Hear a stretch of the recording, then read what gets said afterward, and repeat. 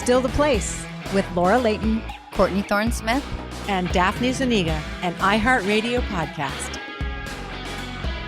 Hey guys, so we recently had a very fun conversation with the hosts of Pod Meets World. Oh my God, they had us play this game. It was a little terrifying, but very fun.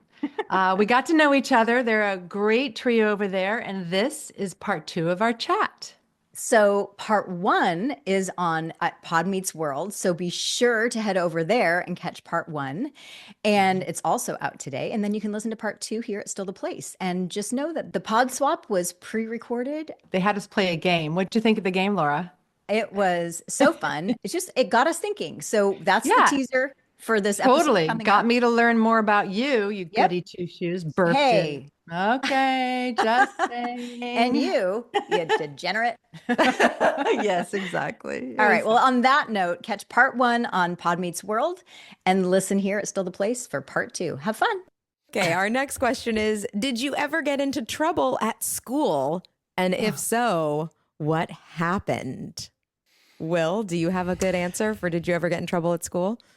No, I'm a total rule follower. I got trouble one time, but it wasn't my fault. Okay. I got caught with weed in high school, but it was not my weed. We were at a pep rally and somebody dropped it on the ground. I picked it up and went, look at this. And a teacher saw me holding it and brought me to the principal's office. So nothing happened. Swear to God. Are you sure Swear you to didn't God. just misremember your alibi? Swear to God. No, I was so high I would have remembered it. No.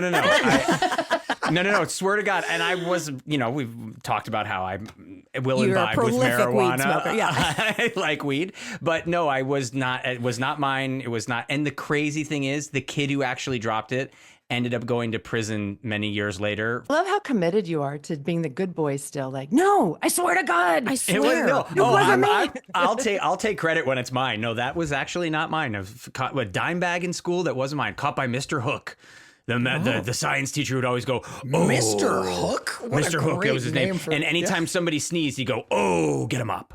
Somebody go Guys, get him up. I think Every this time. is an episode from your show. Isn't Yeah, it? I know. You're Probably. confusing real life from... Yeah, the time Corey get got him caught with up. weed. Meets World. You guys, We did have a drinking episode, so I was watching This was a not couple of- Melrose. You guys did all the fun stuff on Melrose Place. Yeah, We you had guys none but of we that. were drama. older. I was watching a couple of you guys' episodes. You were so young. I didn't realize you Oh, were yeah. babies. Children. yeah. And my Danielle was friend Lisa- 11 or 12 when she started. Yeah. Young, kids. younger. Yeah. It seems so young. I just didn't know. I thought you guys were like older, but I knew my friend Lee Norris was in it. Oh, Yes. that's From right. One Tree One Hill, Tree right. Hill. One Tree with Hill. Lee. Yeah. And he was a baby. You guys Yeah. were all so young Yeah. and so good. I would Oh, come home yeah. from Boy Meets World every Wednesday. I'd go to my Taco Bell with my roommate. We'd get our stuff and we would watch Melrose Place every single Oh, really?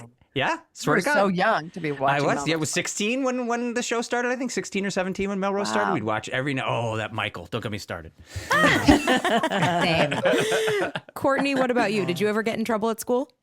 Even the question makes me get all nervous. Such a little do-gooder. I'm thinking, oh my God, and the only time, and it was so mean of them because I was a sophomore. I'd never done anything wrong. I'd never gotten in trouble. I was such a little do-gooder, kiss ass. And my sister was a senior, so I had a free period, second period. So we would go home and watch Love Connection. So we were doing great. something important. Yes. And then they called me into the office and said, we know you're leaving campus. You might not graduate. Isn't that mean? And it was That's just harsh. a pure threat. It was so mean. Now I'm mad for myself. Like if somebody did that to my kid, heads would roll. So Yeah. I did get in trouble, but I don't think I was really in trouble. I think they were trying to scare me straight, and they Scared did straight. I'm still all still, worked up yeah. about it. I'm not going to graduate. I still can't watch Love Connection now. Yeah. Trauma Too response. traumatizing.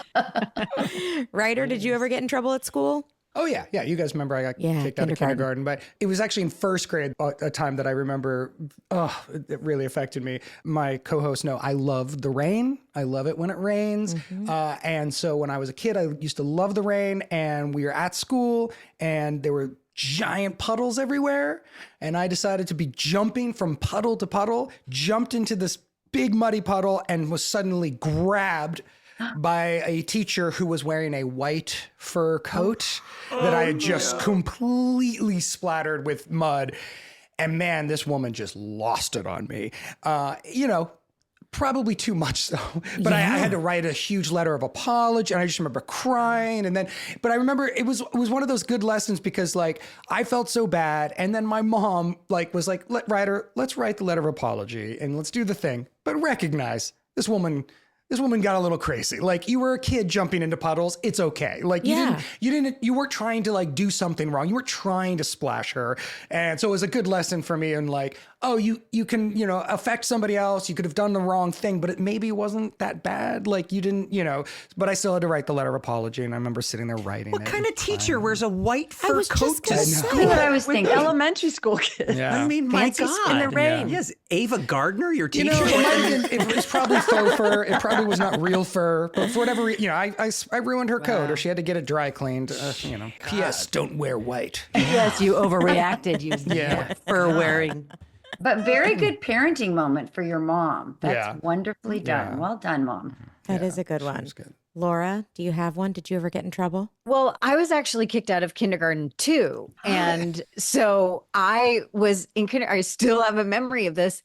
I burped in class out loud, and I thought it was the funniest thing ever. And I laughed about it, and I got sent out to the hallway for being disruptive. And I sat in the hallway just going, I just thought it was so funny. Like, I don't know. I was super disruptive, but my husband has a really great getting in trouble at school story. And I wish he was telling it because he went to a Catholic school where, for too long a story, all the reasons I can't, he was slapped by one of the nuns and something happened where he reached out to say, sister. And when he reached out, like to touch her shoulder for me, he pulled her habit off at a Catholic school. And this was in high school. So I'm sort of telling his story, and it's not my story at all to tell.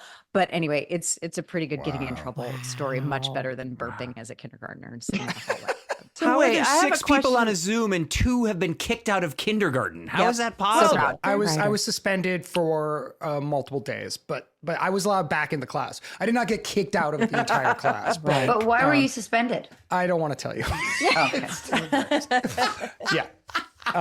But it was like my 3rd or 4th time being sent to the principal's office. That's why it was like the whole year was just awful. I was just always in trouble. And rightfully so. Like I was a disruptive little kid. Like I was, when you're an actor, man, you want the attention and you don't want to listen to another, so classroom is your audience. That's what it is. Yeah.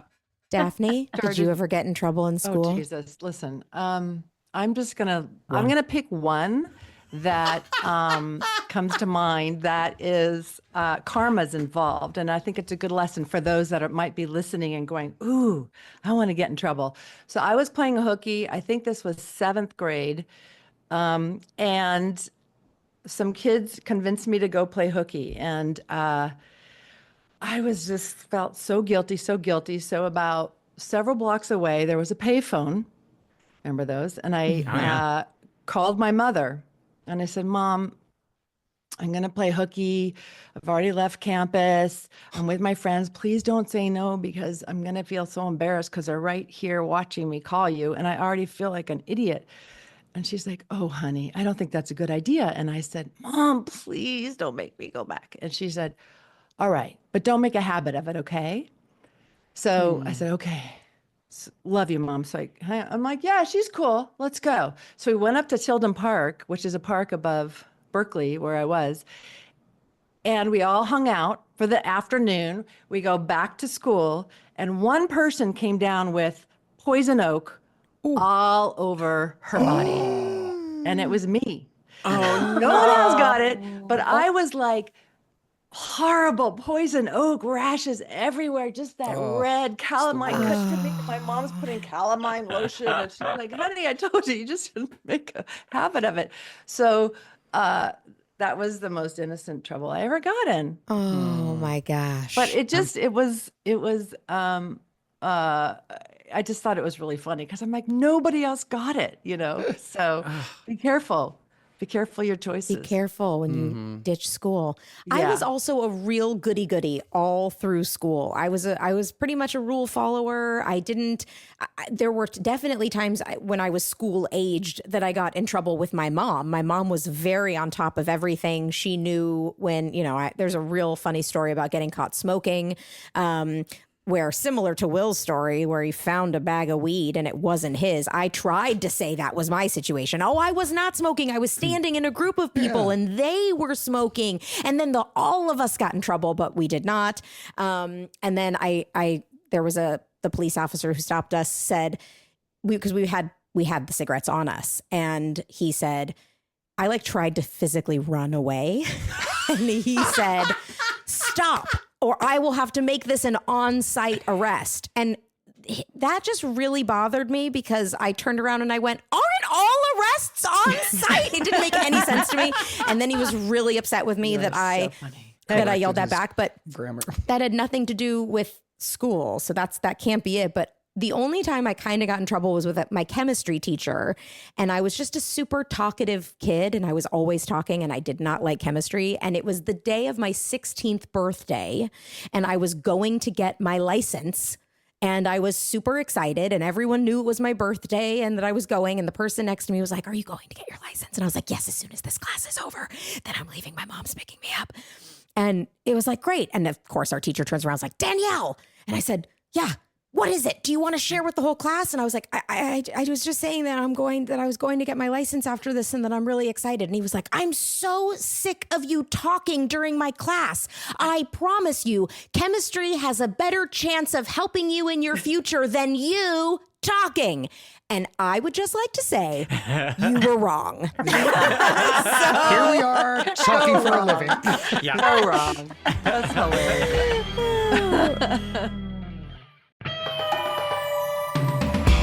Okay, what is something you enjoy doing, even though you aren't very good at it? I'll go first because I know mine very quickly. Bowling. I'm not that great at bowling, but I really, really like it. I think it's so much fun. Will, Good do one. you have one? Sex, probably. I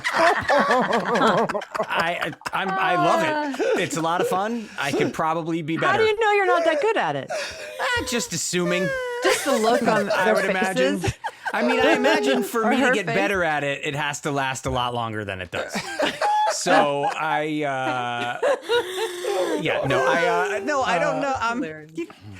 know. Bowling is a good one. Golf is another good one. Golf. It's not but too I'll late. stick with sex. But I'll stick with sex. God. That's probably the best one. Laura, what about you? What's something you enjoy doing, even if you're not very good at it? Pickleball. I'm playing pickleball with a group of middle-aged ladies, and I would say most of them are way better than I am, and I still love it. I'm like, they'll still play with me, and I'm just Great. really mediocre at it. Great. I love that. Yeah. I love that. Courtney, do you have one? The first thing that came to me was singing and dancing, which is why I do it alone, so that no one has to see it. That's how I do sex. And you don't like yourself? I could be better to myself. I could be better with myself if I'm honest. Well played. Goodness, very good, very good. So singing and dancing, Court? Yeah. When I was on Ally McBeal, there was a scene where my character had to sing badly. And Vonda Shepard, who's a wonderful singer, who's a musical I love person, Vonda. and went in the studio for me to record my bad singing. And I sort of worked on something I was going to do. And I sang it once. And she said, well, can't get any worse than that. We're done. And sent me home. So I was like, yeah, because I was super trying to sing badly. Really, Yeah, I nailed it. Jeez. I was, but not as hard as I think. And then people kept saying, able to sing well to sing that bad. And I was like, I wish that was the case. That is not the case. Wow. That's a good one. Writer, what about you? I have the same answer: singing and all music, like guitar, piano. It's like I understand it. I'm just good enough to be able to enjoy it, but I would never do it in front of other people. Do you know what I mean? Like it's just not. But I love singing, especially. Like it's just the best feeling in the world. But I'm horrible at it. But I'll keep doing it because I That's can do it what alone. cars and are enjoy for it. when you drive. And in LA, you have to Exactly. drive all the time. So you Yeah. just Love blast it. it, right? Yeah, totally. Yeah. Daphne, is there anything you're bad at that you love? That's the same. Yeah, I had when I was just graduated high school, I was 17 and I was auditioning for a summer stock. And the only summer stock company in the area was a musical. And I was like young and naive, and I auditioned, and I had a song from Oliver and I had a monologue from Glass Menagerie. And I did both. And I was like, I had 3 starts to the piano. I was like, can you just, they did do, do, do, do, do. Can you just tell me? I didn't know when to start. I knew nothing. And so anyway, I got through the song and I got through the monologue, and the director of the whole thing said, okay, my love, well, you can't sing. You're a lovely young actress, so I'm going to bring you on the company. Please just lip sync. That means move your mouth and have nothing come out. And I'm like, you mean I got in? So I know it's a stage writer. It's like, you know what I mean? It's like, so I will, so I know I can't sing. And that was very clear at the very beginning of my career. So I was just, won't go down that road. I'm going to go over here. That's so funny. My dad has a similar story where everyone had to do choir, and they were like, it does, it's not, you don't need to be good. Everyone has to be a part of it. And then the music teacher was like listening to everybody, and he's like, okay, I'm just going to have everyone be quiet except for this group over here. And he kept going until he got to my dad, and then was like, will you just mouth the words? You're the problem. Yikes. Somebody is so off, they're dragging everybody down. Oh my gosh. Hi, I'm Kristen Davis, and I want to know, are you a Charlotte? In 1997, my life was forever changed when I took on the role of Charlotte York on a new HBO show called Sex and the City. As we watched Carrie, Samantha, Miranda, and Charlotte navigate relationships in New York City, the show helped push once unacceptable conversation topics out of the shadows and altered the narrative around women and sex. We all saw ourselves in them as they searched for fulfillment in life, sex, and friendships. Now, I want to connect with you and share untold stories and all the behind the scenes. Together with special guests, what will begin with Sex and the City will evolve into talks about themes that are still so relevant today.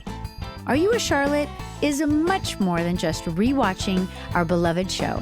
It brings the past and the present together as we talk with heart, humor, and of course, some optimism.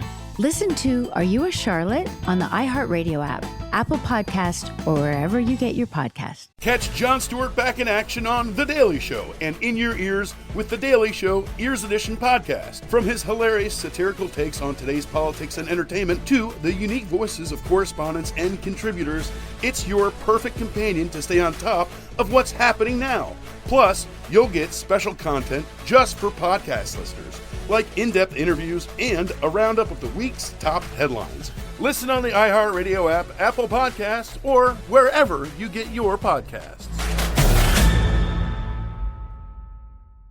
I started to live a double life when I was a teenager.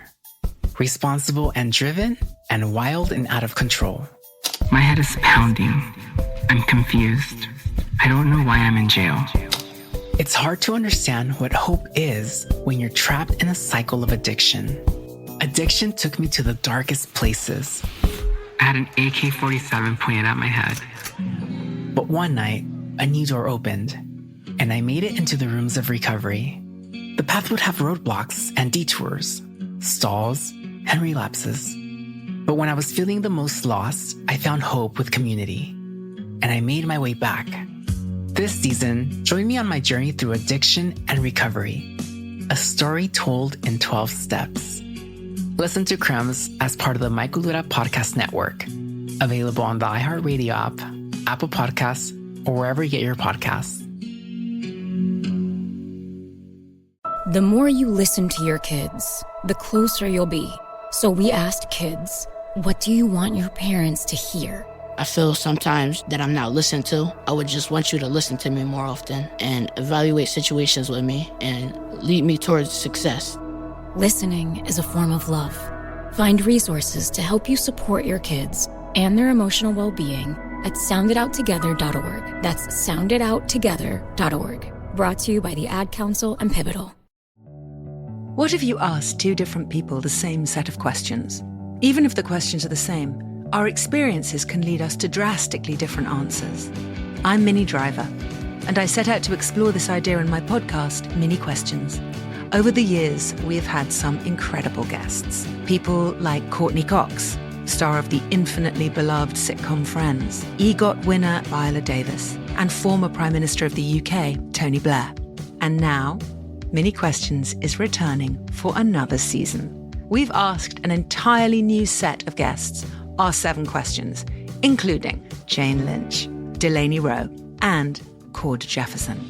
Each episode is a new person's story with new lessons, new memories, and new connections to show us how we're both similar and unique. Listen to Mini Questions on the iHeartRadio app, Apple Podcasts, or wherever you get your podcasts. 7 questions, limitless answers.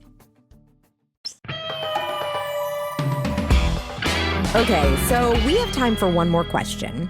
What job would you be interested in trying just for a day? From the time I was young, all I wanted to be was a waitress.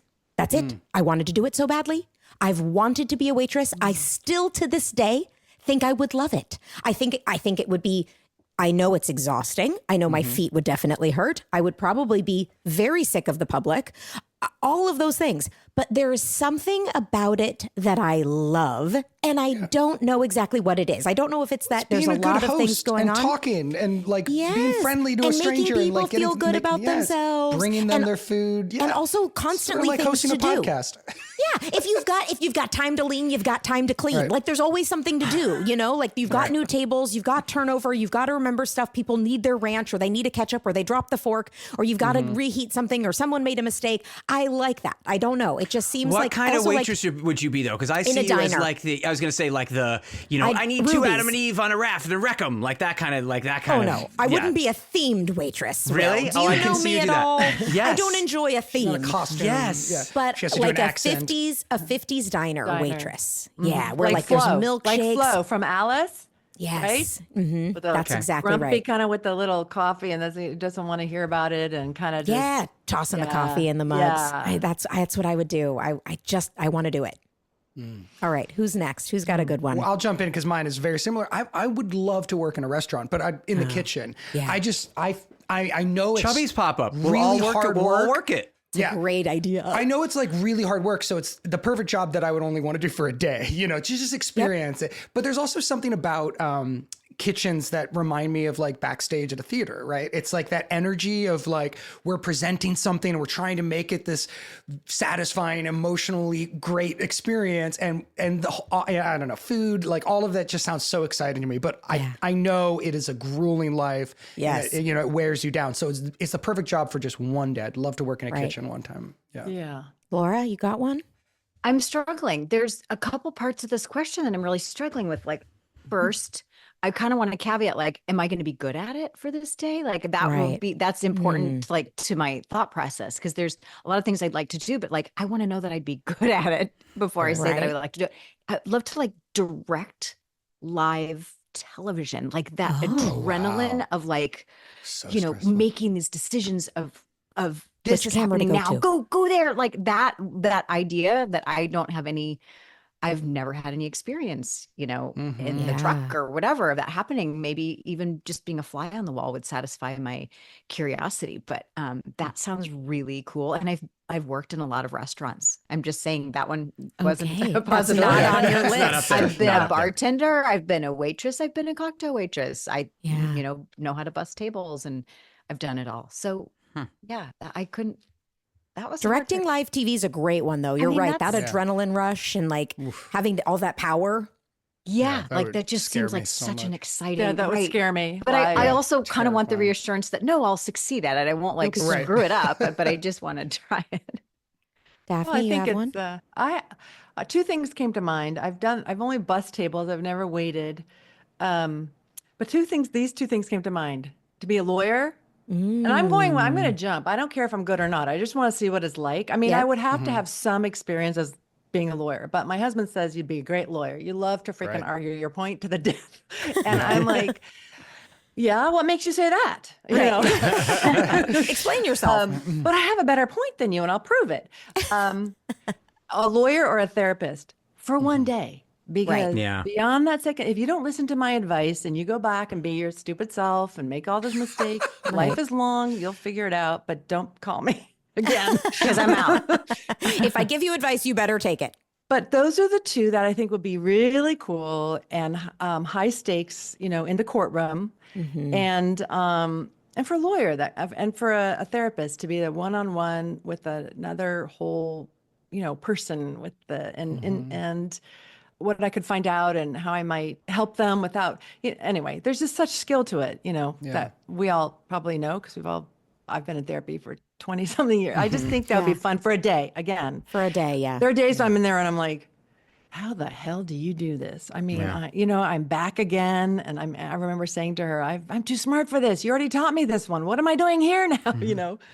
So I think those two would be really fun and exhilarating. Courtney, what about you for one day? I was thinking nursery school teacher because when my son was little, I loved working in the classroom. But there was this point where it was fun, and I was so happy I got to leave. Yeah. It's a lot. So I think one day would be yummy and perfect. Yeah. Exactly. Perfect. Will, what's a job you'd have for a day? Again, going back to what Laura said, if I'm good at it, I'd like to be a surgeon for a day. Oh, that's if I'm one you not have to good be at good it, at. that would suck. Yeah, that would suck if I wasn't good at it. So if I was good at it, I'd like to be a surgeon. If it's not about skill, then I'd like to do something. Since my life is so, I don't know. It's not very what be considered like a manly, masculine kind of outdoorsy job. So maybe something like a logger. Or a miner or something where it's so different than what I do. Get the black lung. Yeah, well, I'd probably not with the amount of smoking I've done. I don't think the day in the mine is going to matter. Destroy the environment. Yeah. No, but something like that, like, work in a garage or work with giant tools and big machines. Hands, like something like that would be very cool for a day. Or working on somebody's brain if I know what I'm doing.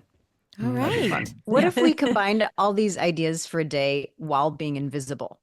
Oh my God, that's a great you're idea. An invisible surgeon just for a day. I would have chosen to read mine, so I just hear everybody going, what the hell is she doing? This lady doesn't know a single thing. She's not writing stuff down. She's never going to remember my order. Clear our table, please.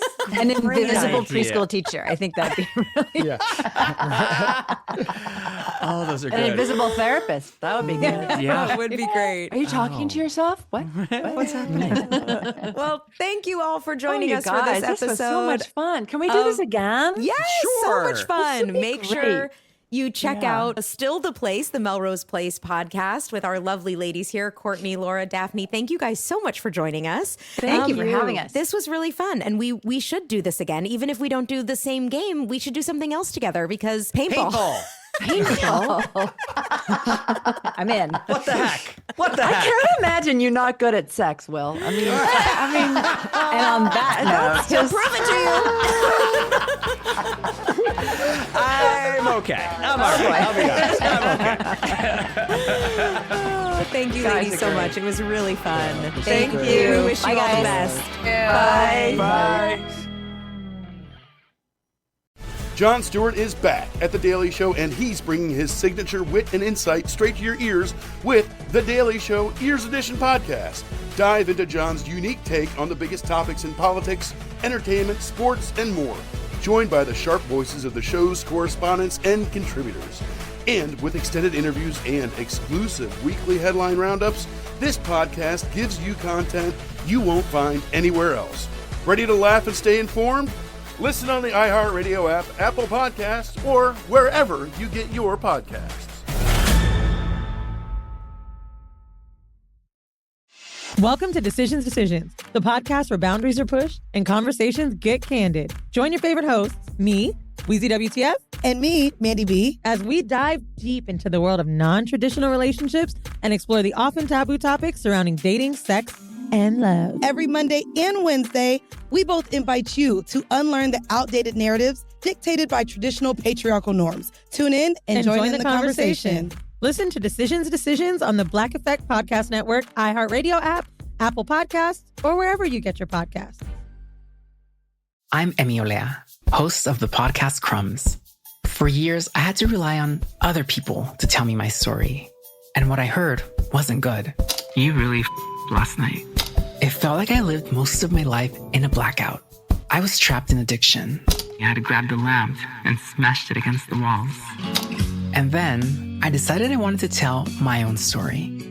Listen to Crumbs on the iHeartRadio app, Apple Podcasts, or wherever you get your podcasts. Happy holidays from me, Michael Rappaport, and my gift to you is a free subscription to the I Am Rappaport Stereo podcast, where I discuss entertainment, sports, politics, and anything and everything that catches my attention. I am here to call it as I see it, and there's a whole lot of things catching my eyes these days. Listen to the I Am Rappaport Stereo podcast on the iHeartRadio app, Apple Podcast, and wherever you get your podcast.